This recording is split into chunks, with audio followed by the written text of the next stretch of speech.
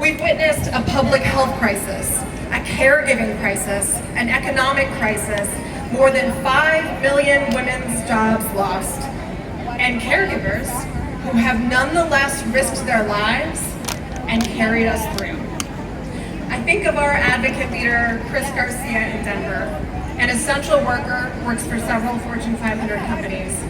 When he was exposed to COVID and had to quarantine, he lost his job. I think about Tamika Henry in Las Vegas. Her entire family was struck with COVID. And when they had to quarantine, recover, and care for each other, she went a whole month without pay. But now, we have the historic opportunity to do something about it. We have the opportunity to truly build back better.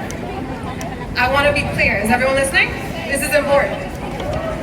There is no lasting recovery, and there is no real rebuilding without care. Not without investing in our care economy, supporting our nation's caregivers with paid leave, childcare, good jobs, home and community-based services. Because one of the lessons that we must take from the last year is the importance of care for our health, our security, and our prosperity. Paid leave saves jobs, saves lives, and it is a tool for equity and for economic growth. It should be a given that you should not work and spread illness when you are sick and recovering. That you should never have to choose between your family and a paycheck. We cannot rebuild from a pandemic and remain one of the only countries in the entire world with no form of paid leave. And we know that passing care policies would make us more resilient, that they would help us grow.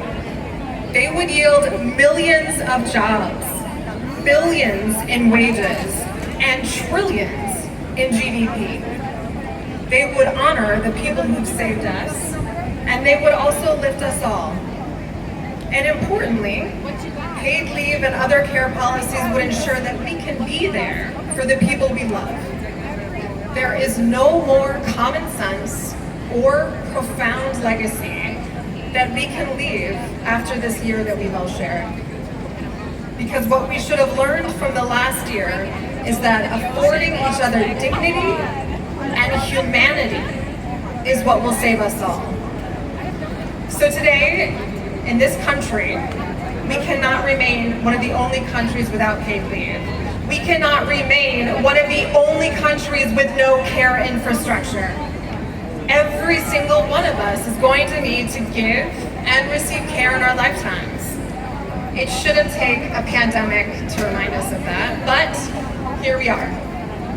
Paid leave, childcare, long-term care, the full Build Back Better agenda must be passed.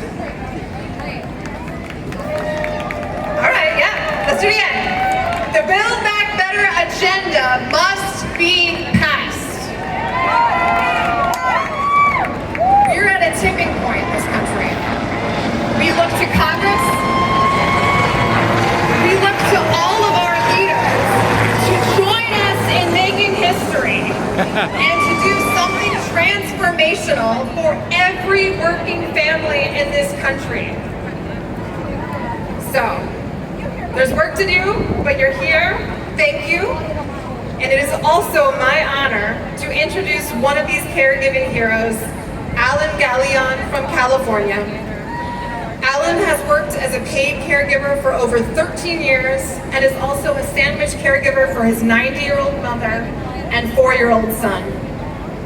Alan attributes his caregiving to his mother, who also worked as a paid caregiver to support their family. Based in Los Angeles, Alan has been advocating for the rights of domestic workers since 2018, is a leader at the Filipino Worker Center, and a Caring Across Generations Care Fellow. Thank you for all of that, and welcome, Alan.